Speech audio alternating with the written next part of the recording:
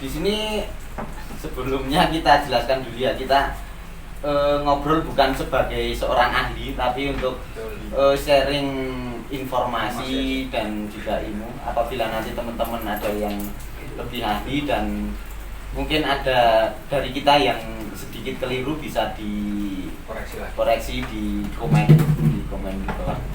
Dan untuk selanjutnya tidak lupa kami mengingatkan untuk mendukung channel kami, silahkan di subscribe. Ya. Terus mungkin yang lain kita bicara mengenai kearifan lokal. Di Merapi itu ada di berbagai sudut itu ada kearifan lokal sendiri-sendiri ya. Mungkin untuk di sisi selatan, kalau zaman dulu setiap kali Merapi mau punya gawe itu pasti ada yang mendengar gamelan atau suara itu dari selatan ke sisi utara. Dan setelah saya mungkin berbincang-bincang dengan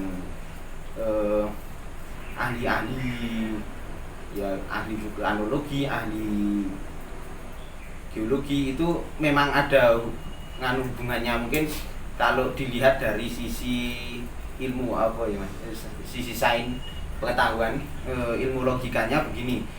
Kalau kita mendengarkan gamelan itu mungkin itu bukan gamelan tapi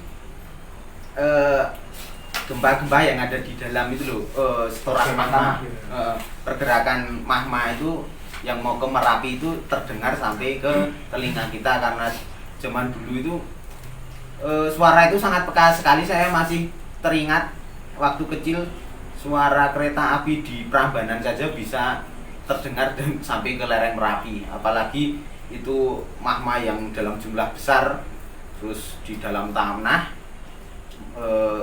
jalan itu ya.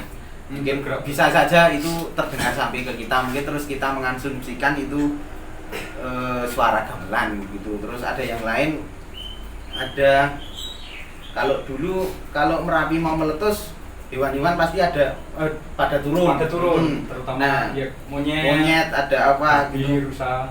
Itu kalau dilihat dari sisi sainsnya, ilmu pengetahuannya, itu logisnya begini.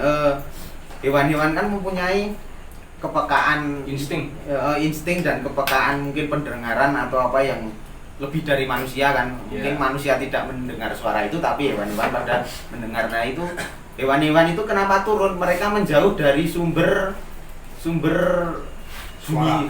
suara itu, karena kita semua juga tahu kalau Merapi itu mau meletus pasti banyak gempa-gempa di dalam gunung. Nah itu mereka pada menjauh karena bisingnya suara di situ. Tadi tidak ada hubungannya dengan cuaca panas dengan Gunung Merapi itu. Selama ini tidak ada hubungannya, Mas. Biasanya kan yang kita dengar dari banyak orang itu ngomong kalau hewan-hewan turun itu pas Merapi mau meletus itu kan kadang ada yang ngomong kalau merasa gerah atau gimana gitu. Ternyata bukan ya Mas? Bukan. Itu karena mereka bising gitu. Karena bising dengan gempa-gempa yang ada di Merapi atau aliran-aliran magmanya itu. Dan saya juga dulu sempat percaya kalau cuaca panas atau apa itu ada hubungannya dengan gunung, dan semakin kesini kita banyak belajar dari ahli-ahlinya. Ternyata gunung mau meletus itu tidak ada hubungannya dengan cuaca panas. Itu sudah berbeda. Kalau cuaca panasnya kayak gitu, kalau itu bersumber dari gunung berapi, nah terus yang berarti yang di inti di atas di hutan-hutan peninggi pinggirnya kan logikanya sudah hangus. Kalau kita di sini aja udah panasnya kayak gitu.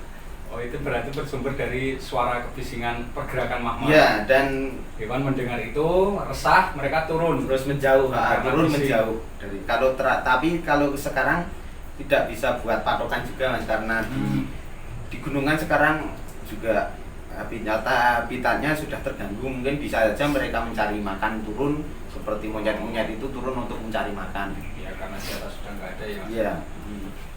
Terus yang lain mungkin kalau di sisi barat saya pernah mendengar kearifan lokal di sana ketika Gunung Merapi meletus itu warga beramai-ramai membakar galar itu apa Mas?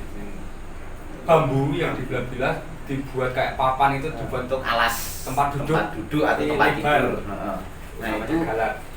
kalau di sisi barat saya pernah mendengar itu. Nah itu mungkin maksudnya itu ya, ketika Gunung Merapi meletus kita membakar galar.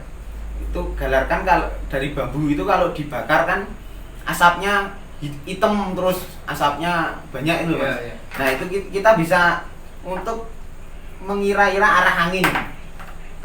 Membaca arah angin. Jadi ketika gunung meletus kita membakar galar itu, nah itu bisa ketahuan kalau arahnya ke arah kita, arah angin itu ke arah kita, ya kita langsung lari. Nah itu mengevakuasi diri. Ya itu kan